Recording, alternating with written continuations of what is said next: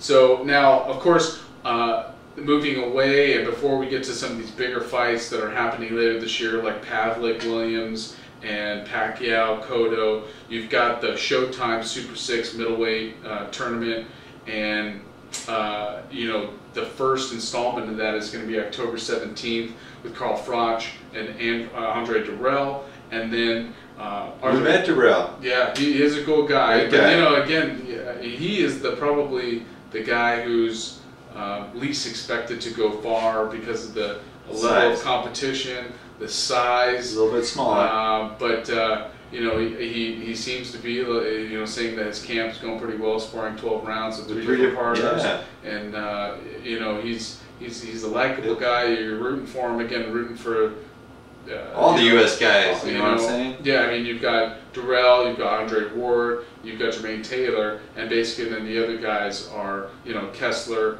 Froch, and Abraham. So again, October 17th on Showtime, not pay-per-view. That's the greatest thing about that. You've got Carl Froch, Andre Dirrell, and Arthur Abraham and Jermaine Taylor. So let's first talk about that fight with Abraham Taylor.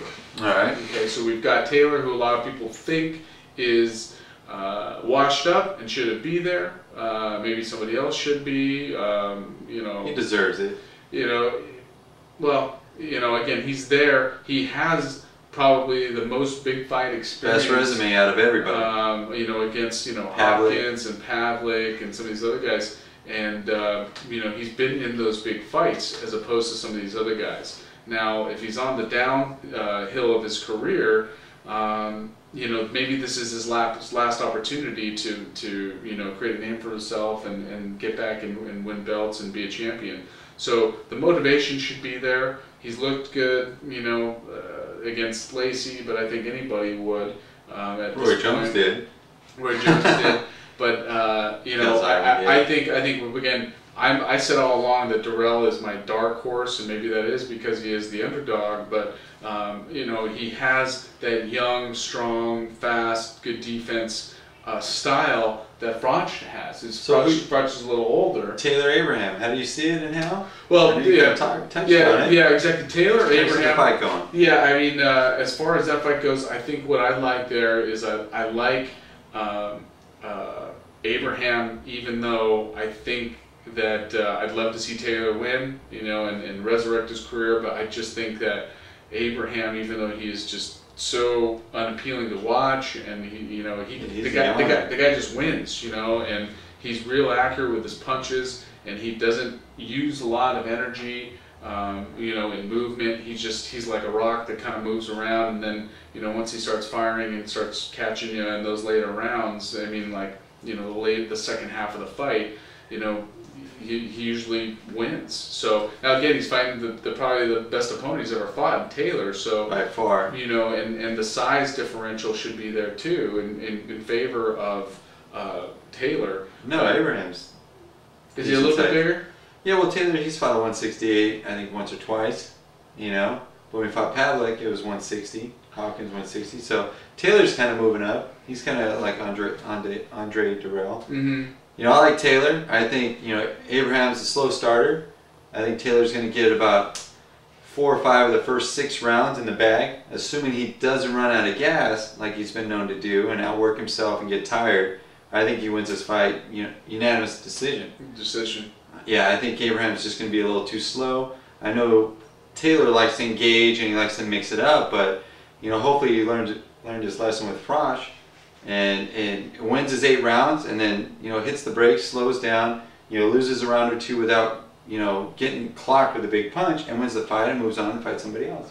Yeah, I think that the stamina is, you know, like a lot of other fights, and endurance is going to be the key thing here. And I see again how, you know, Taylor exerts himself with the movement and combination. He's a guy. Yeah, no, he's exciting to watch. But you know, I mean, how many fights have we seen him where he loses the steam at the end? And I don't know that that's something. I don't know that's something that you can teach him. Well, you know, I mean, he got knocked out against Pavlik, you know, but he floored him, and then the next one went the distance, and it could have went either way. Yeah. You know, so and then he went the distance twice with Hopkins. So, you know, he's been in some tough fights. He didn't run out of gas. He ran out of gas once when he was clearly winning. He should have hit the brakes. His corner should say, hey, you know what, this one's in the bag. Don't take the chance. He said, fuck it, I'm going to take the chance. I'm gonna go all out. And, you know, he came up a little short, but it wasn't like it was in the 5th round. It was towards the end of the fight. You know? Yeah. We'll see. I mean, maybe, you know, he gives Abraham enough movement that because, you know, Abraham... Yeah, he's like a statue, you know? He's a statue. Waiting to counter with one shot or but two. But you know, he's that statue that, you know, will, you know, hit back. He's as hard as a statue, you know, and you know, does he have, you know, the chin to take Taylor's punches? I think so. We'll see what happens. So it's interesting. You're calling it how? I'm calling it Abraham late knockout. Knockout? Well, he gets like an instant replay of Taylor's last fight. Well, I see unanimous decision for Taylor. So we'll see what happens. Now, talking about the next one, Froch, Dirrell. You know, again, those guys have similar styles. One guy's a little younger, but not that much younger, and I'm talking about Dirrell. But, you know, Froch also has a lot more experience and a lot more confidence. Now, is he going to be overconfident like we've seen him in some of these fights? You know, that Taylor fight where he was, you know, basically relying on his later rounds and experience to come through, and he lucked out.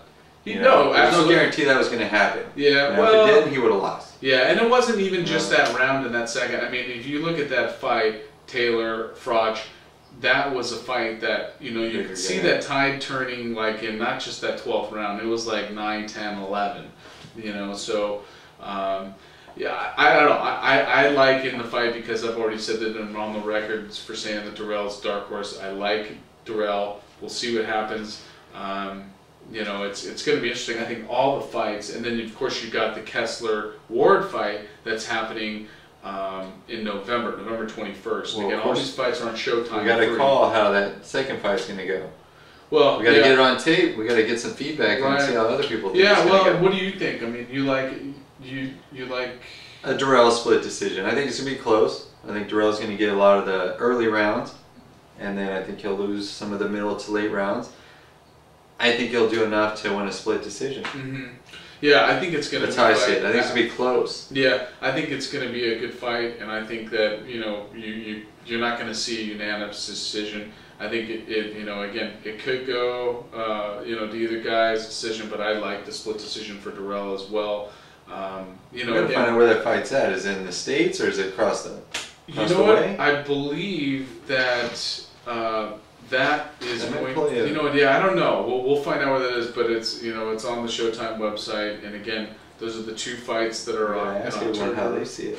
Yeah, well, and you know, and let us know what you think on that. I mean, you know, we've done a couple videos when that tournament was first announced, and now, hey, it's 2 weeks away, and you know, I think that the matchups are real nice. I wish that it didn't take until 2012 to see how it pans out. I think, you know, that's part of what a lot of people like to see nowadays. These guys fight more frequently, and we like the idea of a tournament, but you know, put some less time between those fights, in my opinion, and maybe we'll see some similar tournament style in other weight classes. Welterweight, they should in the future. You know, some of these smaller weights, or maybe you do like a you know, who's the best American heavyweight?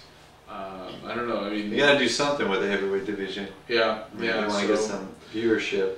So yeah, so let us know what you guys think about the Super 6 and about those fights coming up. We got a third one still. And then, oh yeah, and then Kessler-Ward. Yeah, that's that's November 21st, and I believe that's going to be in Europe. So that'll be a tough one. No, that one's in Oakland. No, you're right. It is in Oakland. Oakland. It is in Oakland. It's in Ward's backyard, and I think that's probably out of the first round. That's the biggest fight. Those are like the two favorites right there. Yeah. In my opinion. Those are well, actually, the top two guys. I think the odds makers have it Kessler and then Abraham, and then I think Ward and Taylor are sort of interchangeable there.